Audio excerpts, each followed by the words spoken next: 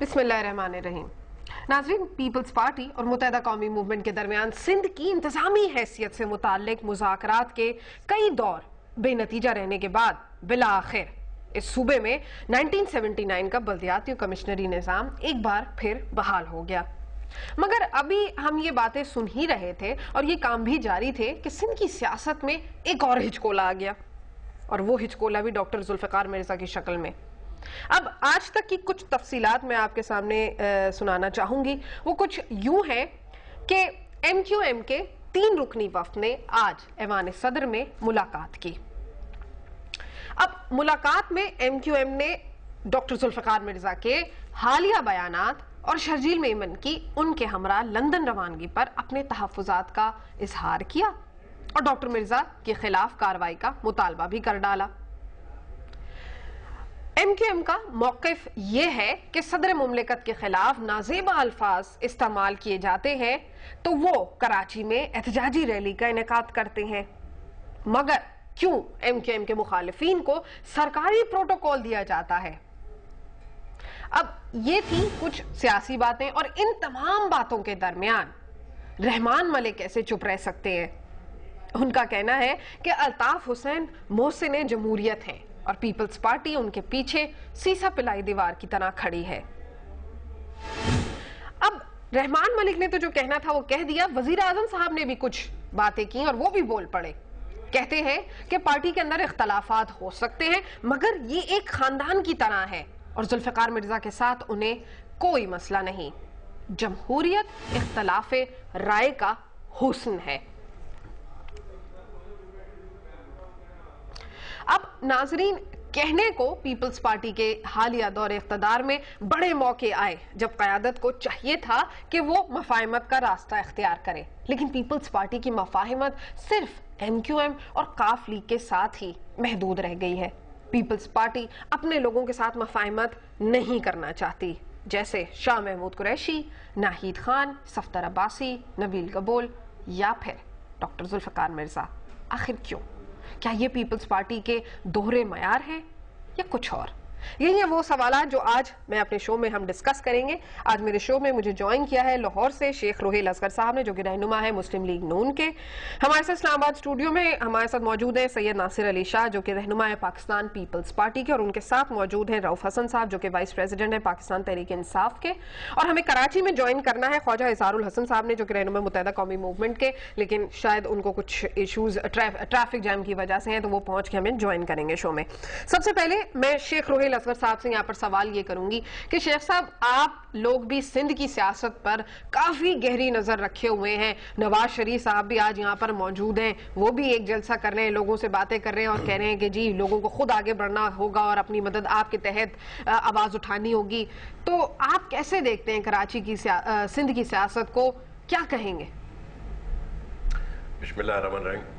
اصل پہ میں آپ کی جو باتیں سن رہا تھا اس میں میری کچھ اپنی اس بارے میں جو رائے ہے وہ یہ ہے، میرے خیال میں پاکستان پیپلز پارٹی کو کنفیوژن کا شکار ہے، یا مے بی وہ اتنے زیادہ کمفرٹیبل نہیں ہے ایم کیو ایم کے ساتھ. اکثر و بیشتر یہ کچھ ہوتا رہتا ہے. اب باقی بات تو درست ہے کہ ایک طرف تو ذوالفقار مرزا صاحب بڑا ہی کھل کے ایم کیو ایم کے خلاف باتیں کرتے ہیں، اور بلکہ جب وہ لندن جا رہے تھے تو انہوں نے کہا میں 2 بکسے یا 4 بکسے بھر کے لے کے جا رہا ہوں اور جو میں اسکاٹ یارڈ کو دوں گا کہ وہ تحقیقات کریں گی الطاف حسین کے متعلق.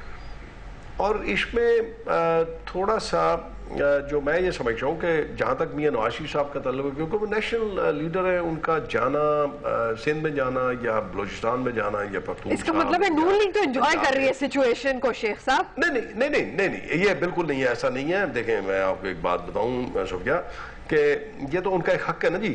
اور آپ کو یاد ہوگا کہ پچھلے دنوں میں میاں صاحب کو یہ تانے دیے جاتے تھے کہ آئیے آپ سندھ میں آئیے اور سندھ میں آگے لوگوں سے بات کریں، ہم آپ کو خوش آمدید کہیں گے. جب وہ سندھ میں جا کے عوام سے بات کرتے ہیں، عوام کے مسائل کی بات کرتے ہیں، تو پھر بیان آتا ہے یہ تو توڑنے کی باتیں ہو رہی ہیں، جمہوریت کو خراب کرنے کی باتیں ہو رہی ہیں. تو مجھے اس دوگلی پالیسی کی سمجھ نہیں آتی. اب جیسے امیچورٹی دیکھیے کہ شاہ محمود قریشی نے پیپلز پارٹی چھوڑ دی، اپنا عہدہ چھوڑ دیا.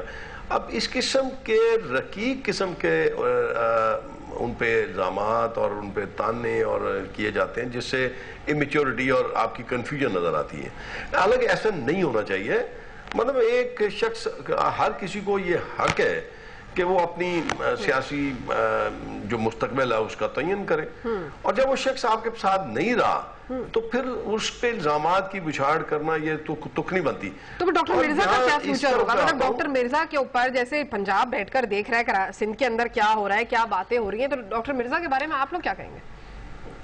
نہیں دیکھیں, میں آپ کی بات بتاؤں, ڈاکٹر مرزا صاحب جس دن یہ بات کلیئرلی کر لیں گے کہ ان کا پیپلز پارٹی کے ساتھ تعلق نہیں ہے, وہ اپنی ذاتی ایک حیثیت سے یا انڈیپینڈنٹلی وہ اس سیاست کرتے ہیں, تو پھر ہم اس پہ بارے میں کم از کم اپنی حد تک تو یہ کہتا ہوں پھر میں اس پہ ریمارکس کروں گا, یا میں پھر آپ کو بتانے کی پوزیشن میں ہوں گا.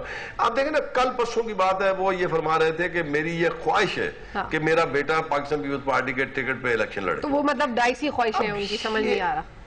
اب یہ سمجھ نہیں آ رہی کہ وہ مطلب, یا تو پھر میں پھر معذرت کے ساتھ پیپلز پارٹی سے کہ شاید پچھلے کچھ عرصے سے ان کا خیال یہ تھا کہ کیونکہ سندھ ایک ایسا کارڈ ہے جو وہ استعمال کرتے ہیں, یا وہاں پہ یہ سمجھتے ہیں کہ سندھ میں ان کی سیاسی پوزیشن بہت مستحکم ہے, تو پچھلے دنوں میں آپ نے دیکھا ہوگا کہ سندھ کی جو سیاست تھی وہ کروٹ بدل رہی تھی.